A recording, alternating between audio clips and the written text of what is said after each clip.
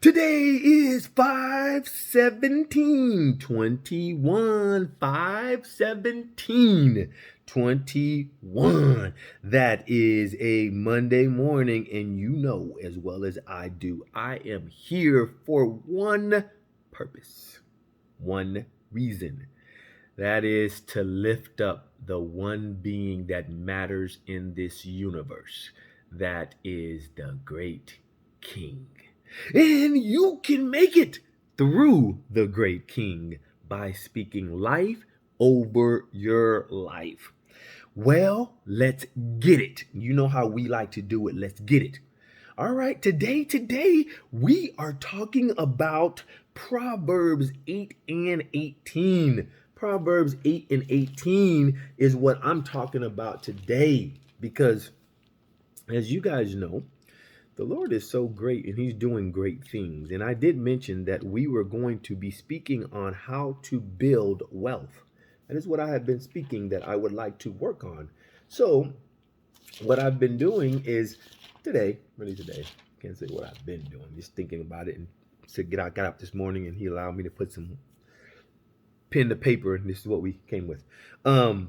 Enduring wealth is what we're going to talk about today. The title is Enduring Wealth. I looked up in the back of my Bible, what is enduring wealth? And then I looked up each word, enduring, and I looked up wealth.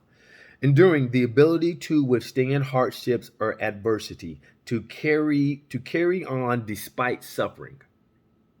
So no matter what, your wealth will endure. No matter if it suffers, no matter if there's adversaries, your wealth will endure. Okay? Wealth, a great supply of resources or valuable materials. So what I'm seeing here, according to enduring wealth, is no matter what, through him, my wealth will endure to the next generation and the next generation, depending on them.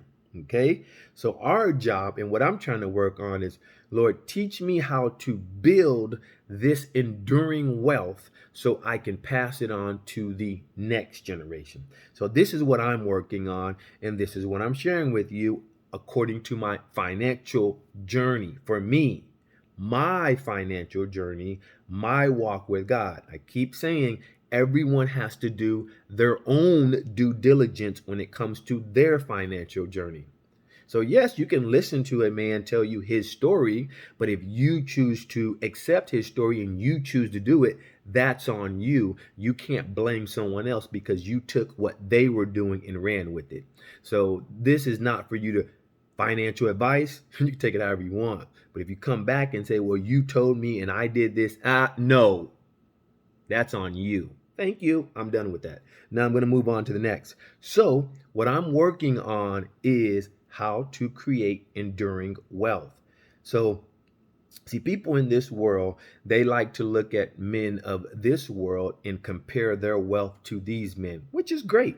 There are people in this world that I know that I'm like, okay, Lord, help me to go ahead and surpass them. Not a problem. But who I'm really wanting to surpass is this man that we're going to talk about today.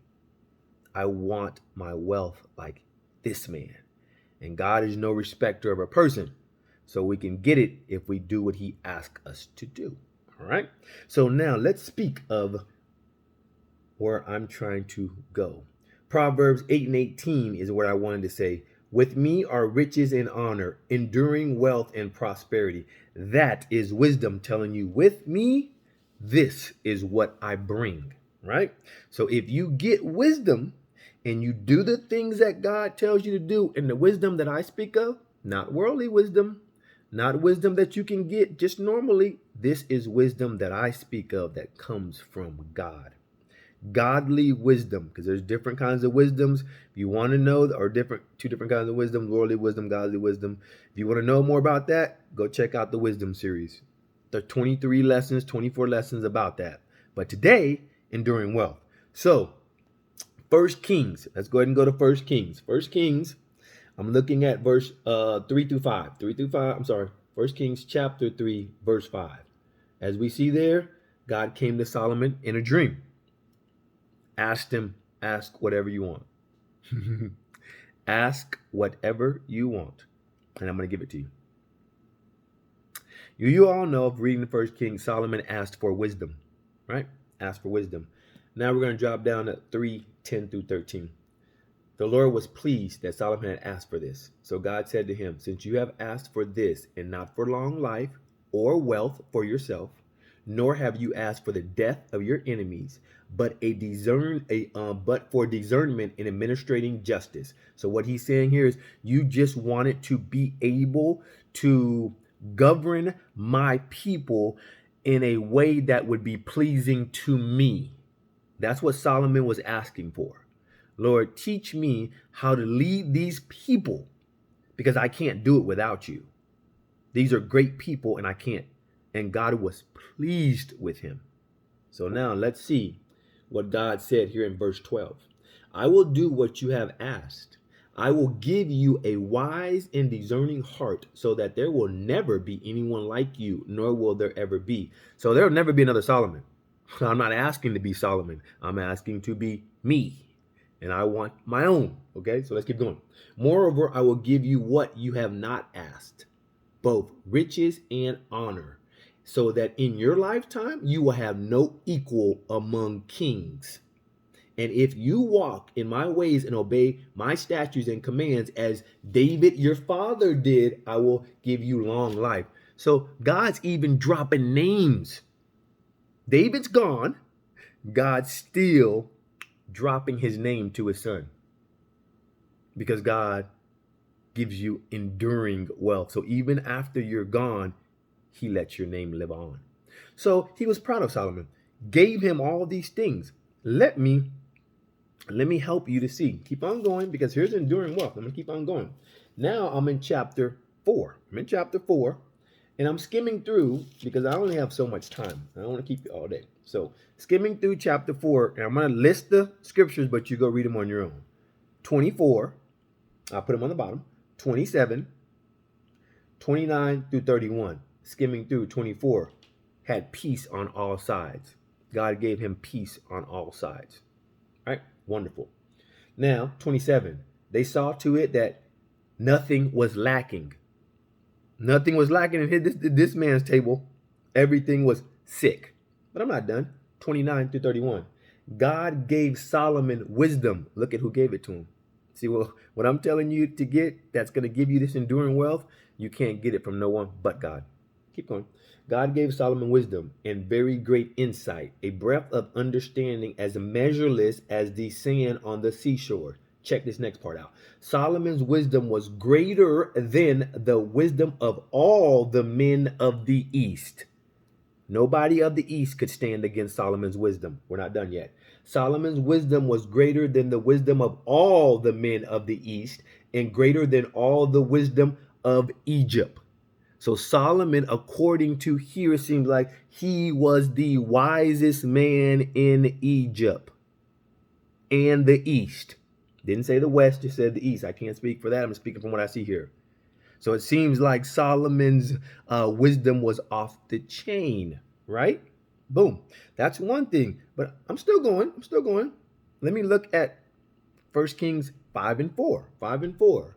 But now the Lord my God has given me rest on every side.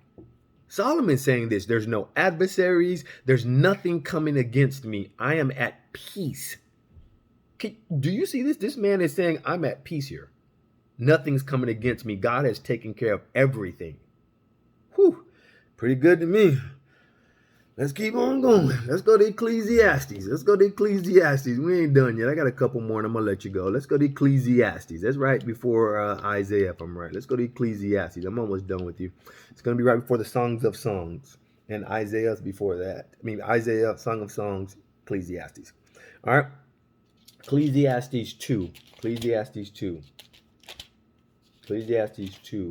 9 and 10. I became greater by far than anyone in Jerusalem before me.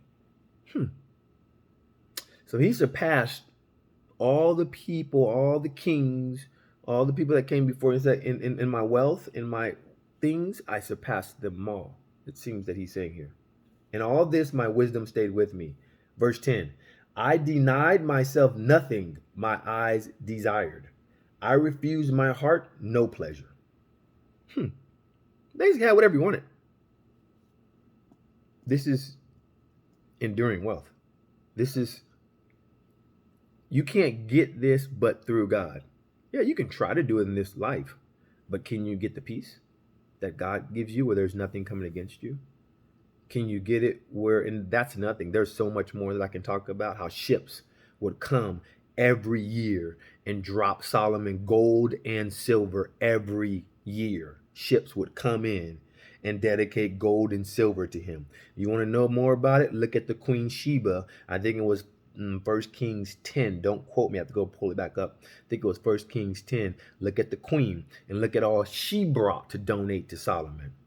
And when she left, she said, oh man, I heard about you. But when I came and saw for myself, the half was not even told about what I heard about you. Now, you and I both know when people tell stories about people that they love to embellish. They love to make their story bigger than what it is, especially when you're telling your story. Some of y'all be love to tell them stories. And y'all be adding stuff on. No, it didn't even happen. But holding the story a different day. She came in and said, all this that I heard doesn't even compare to what I'm seeing. This is a whole nother animal from what I'm seeing. I'm gonna end it with this. Last one. First Kings 2. First Kings 2. The king is great. See, I'm working on getting y'all to see that when you ride with the king, the possibilities are endless. Possibilities are endless of what the king can do for you. First Kings 2, 1 through 4. Listen to what David says to Solomon as he's getting ready to go the way of the earth.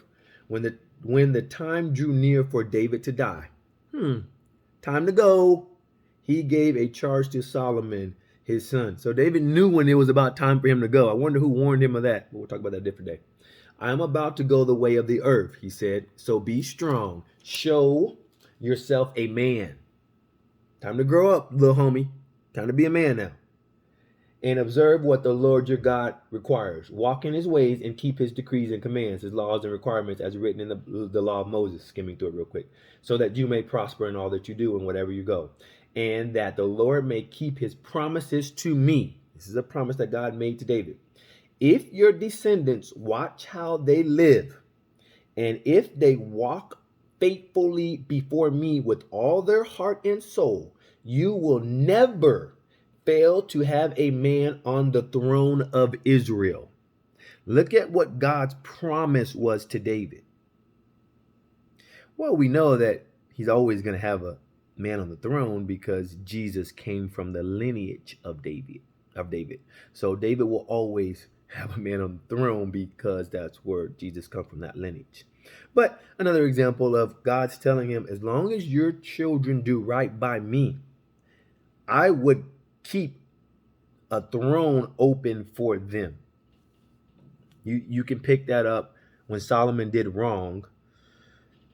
I think that's 1 Kings 12. Don't quote me. I think it's 1 Kings 12 because he had the wives in 11.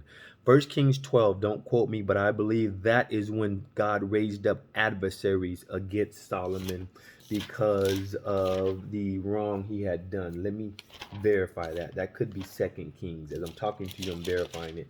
It is 1 Kings. Sorry about that, guys. It takes a moment sometimes. I got to catch it as it comes to my thinking. There's a lot of scriptures up there in my head, so I have to sometimes catch them as they're coming down. That is going to be 1 Kings 11. Sorry about that. 1 Kings 11, and you can pick that up in 14. 1 Kings, I'll put that on the bottom for you guys. 1 Kings 11, 14. You'll be able to see how God raised up an adversary against Solomon because Solomon did not walk before God with his heart right. You can read that in verse 11. But Solomon's son, God was going to rip the kingdom from him, but he left him one kingdom because of the promise he made to David. So again, if you want enduring wealth, here's an example. It started with David. And look at how that trickled down from generations. David, Solomon, his son, and you can just keep on. This is the kind of enduring wealth that we want over here. I'm not speaking for anybody else. This is the journey that I'm trying to be on. I'm trying to get my wealth to a place where I will pass it on to my children and it will endure for generations to come. And I know who can do that. And I'm introducing you to a king that can do that for you as well. Lord, we thank you for helping us, Lord, to understand and live this enduring wealth. We know we can't do it. Joseph said it best, like Pharaoh, we can't do this, but God can. God, we know you can do this. We thank you in advance that it's already done. We thank you for helping us to see how to free ourselves so we can have the best that you have for us. And we thank you for allowing us to have that enduring wealth that you speak of in your scriptures. In Jesus' name.